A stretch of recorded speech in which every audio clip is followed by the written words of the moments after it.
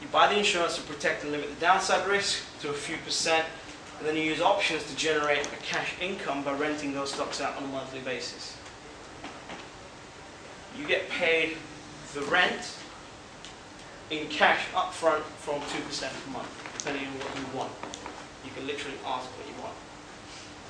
And you can buy, hold, and rent ETFs, which is a basket of shares. And you keep the rent if the shares don't go up, and you rent the shares out again and again and again, just like property. Sounds good? So let me work you through an example, because I know Dharmesh told me that people knew sort of what they were doing, so we thought we'd throw in an example. Normally when we talk at university, we don't throw in any examples because it gets too complicated. So we bought the QQQ, which is the ETF for the NASDAQ, at 42.34. We'd buy insurance, i.e. buy the right to sell QQQ at $45 until March 2009, which gives us a guaranteed selling price, the GSP guaranteed selling price of $45. And to have that right to do that, we have to invest a further $4.51 in the stock, in the asset. So the total investment in the asset is $46.85, but you've got a guaranteed selling price of $45, so the maximum risk per share is 3.9%, i.e. $1.85. These are legally binding contracts, right? These are not stop losses. They're not stop losses. It is a legally binding contract. You can get $45 for your share, even if it goes to zero. So it's very, very powerful. So your risk straight away goes down from $42.34 per share to $1.89, which is on 100 shares, your maximum risk is then 185 shares. And a few of our investors were, including us, were involved with Lehman Brothers when they crashed. We got our cash out, and with the cash flow generation strategy, we made money. How would you like to do that? How would you like to know that even if another Lehman Brothers happens, your cash is secure, and you're generating cash on top of that? Who likes that idea? Just an idea. So you guys show you with one of the other systems how to eliminate that 185 risk as well. So you got zero risk in the trade on day one. This was actually a trade entered last September. You know the market crashed just after the trade was entered, first week of October. Yeah, and we'll show you where QQQ actually ended up, and we still ended up making a $15,000 profit on a 1,000 share position. So this is the second side of things. So we had a $1.85 risk on that asset after we secured the downside. Then we sold a what's called a call option at $42, brought in a premium, i.e. rent, to us of $2.28, which gives us a net cost basis of $44.57. Hold up, guys. You had a risk of $1.85. You just got paid $2.28.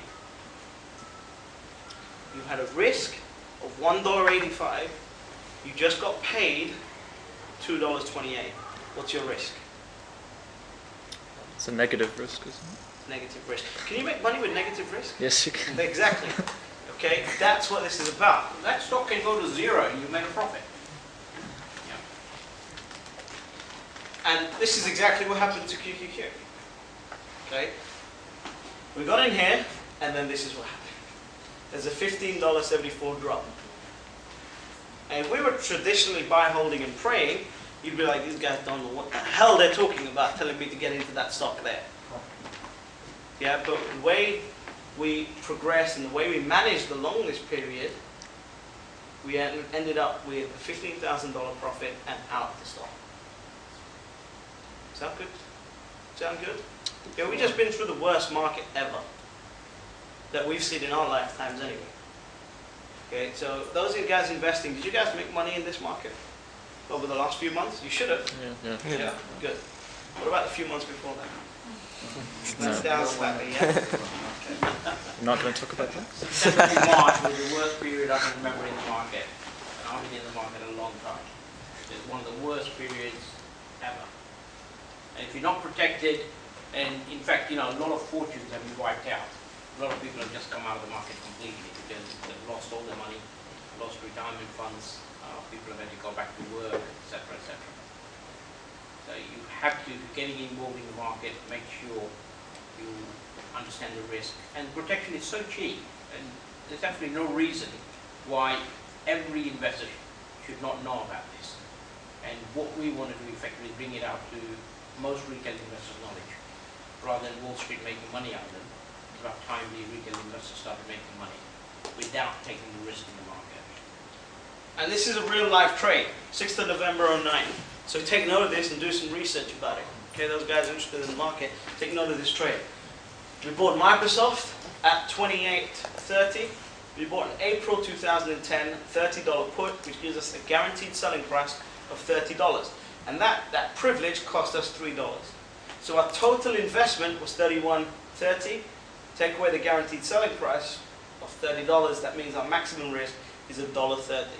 So instead of risking on 100 shares $2,830 with the buy, hold, and pray strategies that most people use, we're only risking $130 in that investment. And we're not using stop losses. In fact, if you come to one of our intensive workshops, stop losses are a swear word. We don't like them.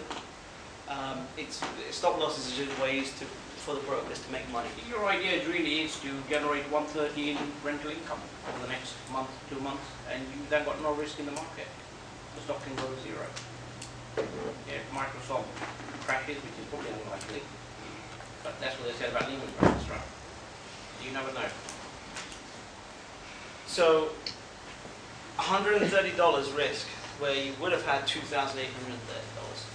Does that make sense? This trade can be entered into now. It was done on Friday. Friday doesn't lose that much. It's a live trade. So if anybody is investing in the market, you could try this either in a real account or a virtual account and actually monitor it and see how it goes over the next couple of months. Who's got a virtual account, by the way? Only a few people. Okay, those people that... Well, I would recommend get a virtual account, even if you're trading live in the market, because you can put practice trades through and test certain things out in the virtual account. So I'd recommend you get that 100%. This is another trade, Apple, $194 on the 6th of November. We set a guaranteed selling price at $200, and the privilege of that costs us $16 with a total investment of $210.30. Take away the guaranteed selling price of $200. You got a maximum risk of 4.9% on a stock like Apple. That goes up $100, down $100. Very, very fast.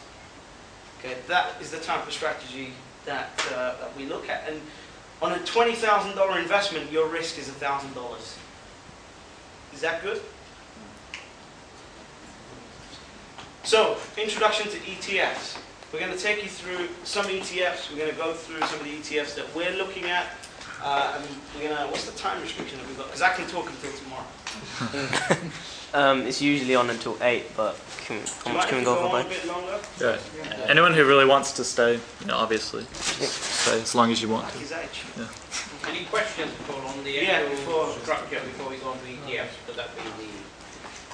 I have a simple question, but the premium that is paid, it's on share, right? It's not on Per share. Per share. Yeah, yeah. Okay. I have a question, and you might be getting into this right now, but since you can specify your risk, would it be logical to use leveraged ETFs then? No. No. Okay, I'll let you. Leverage ETFs are probably one of the worst tools that they've invented. Leverage ETFs really should be used on a daily basis. Okay. Yeah, because it's 2 times, 3 times, but only for that day. Okay. Now, the geeks in the room that understand maths, right? If you have a stock going up $1 and then you 3 times leverage, the next day it goes down $2, and then the day after it goes up again $1. Effectively, you should be the same, but if you actually do the maths, you end up with a loss. Okay. Because